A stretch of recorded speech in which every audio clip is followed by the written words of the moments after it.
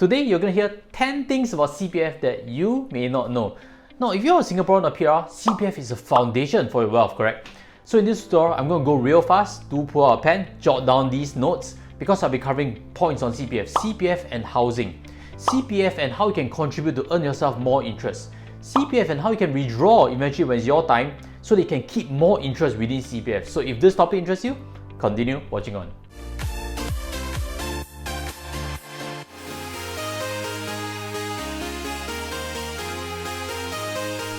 Hi guys, welcome back. Are you ready? Now let's touch on the first point, that is if you're buying a HDB right now. Now, do you already know you can actually keep the first 20,000 in your CPFOA? Of course, that's if you're able to afford to do so. Now, if you're taking a bank loan, that's very different. You can actually structure how much you want to withdraw out. But for HDB loans, they can still allow you to keep the first 20,000 before wiping the rest out. Now, that's actually very crucial simply because the first 20,000 in CPFOA attracts 3.5% in terms of interest. Previous generations of HDB loan takers, they had to wipe out the entire CPFOA, which was not favorable. So if you can afford to do so, I strongly advocate keep the first 20,000 in your CPFOA untouched when you're buying a house.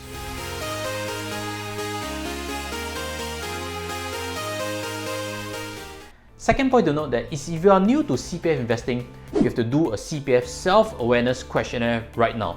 Now simply head to CPF website. That questionnaire takes about 20 minutes to complete. But the surprising part is you do not need to pass that questionnaire. So why in the world do we have an exam where you don't need to pass? So that's another story for another day. But in any case, if you're looking to invest CPFOA, you do need to have also an agent bank open through DBS, OCBC and UOB, and they can usually be done online right now. So each transaction is also $2.14. So do take note of that. These are the general rules when it comes to CPFOA investing.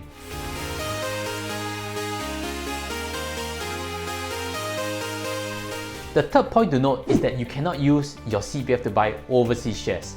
Now, for example, you're interested in Apple shares, Amazon shares. You can actually only use cash. You cannot use CPFOA to purchase. You can, however, buy funds that buy into these companies, and I've actually suggestions which I'll leave links below. A previous video I've done, this fund has actually beaten S&P 500 and is CPFOA qualified.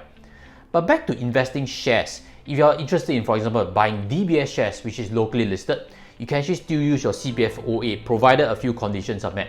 You have the first 20,000 that is kept within the CPFOA, and that remaining amounts, 35% can be used to buy shares. A rough calculation is that if you have 120,000 in your CPFOA, first 20 cannot touch, remaining 100,000, 35,000 can be used to purchase shares. However, if you're looking to invest into funds, for example, you can use the full 100,000 that is above that limit, that first 20,000 limit. So keep note of that. Hopefully that helps you in your investing journey.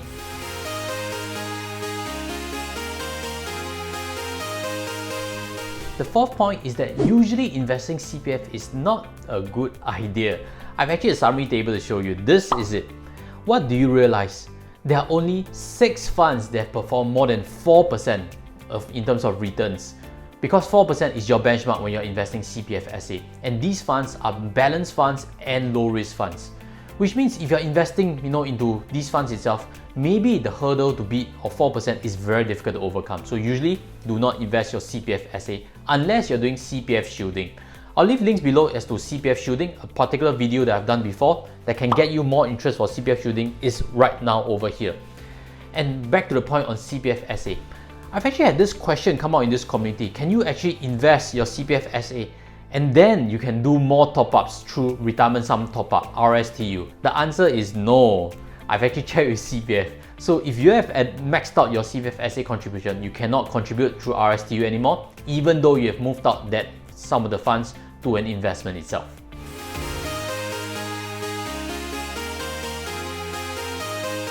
The fifth point to note regards CPF withdrawal. Do you know that when you hit 55, you can actually withdraw CPF if you have the full retirement sum within it? Now, a lot of people are thinking, hey, might as well, I just put a lot to CPF, OA and SA. Then eventually when I hit 55, I can withdraw all of them out, which is above the full retirement sum.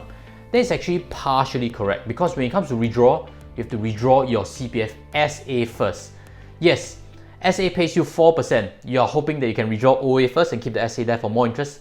That is actually not allowed. You have to withdraw firstly your special account, exhaust it before you can actually activate your CPFOA for withdrawal. So if you are reaching 55, do take note of that rule.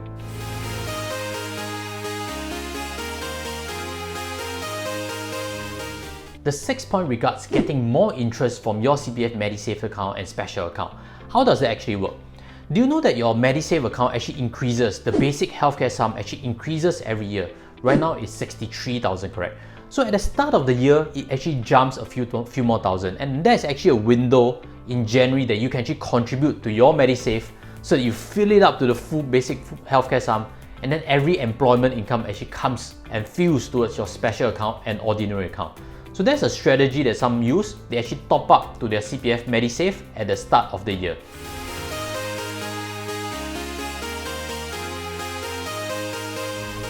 The 7th point to note is that your CPFOA can still be used to pay for your mortgage after the age of 55.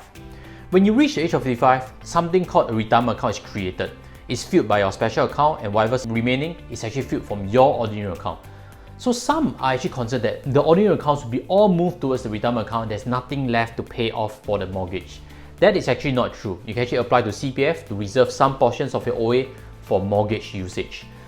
Now, a separate point to note is that if you are still employed at the age of 55 and you still have a lot of mortgage, do also note that your CPF OA contribution actually drops to 12% after the age of 55.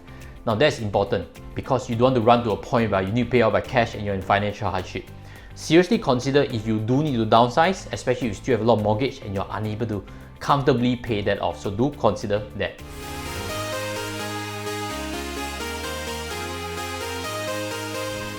The 8th point to note is that if you sold off your house at a loss, you do not need to repay CPF with that losses.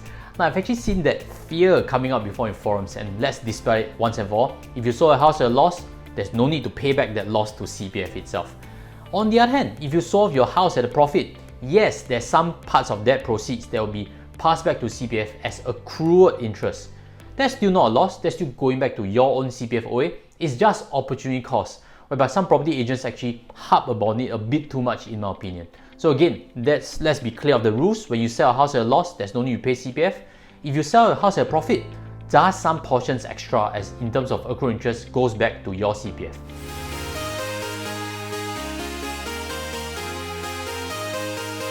The 9th point to note, especially if you are nearing to retirement, is that you can actually contribute back to your CPF using the property refund method. Now, right now, banks pay very little interest, correct? And you're looking for ways to chuck more back into CPF, especially spare cash. CPF does give 2.5% in terms of interest, and this method, property refund, absolutely is a method you should consider. Now, simply go on to CPF website itself. Once you log in, you actually see the maximum amount that you can contribute using this property refund method. And follow those simple steps, simply refund back, and then you can get yourself more interest from CPF moving forward.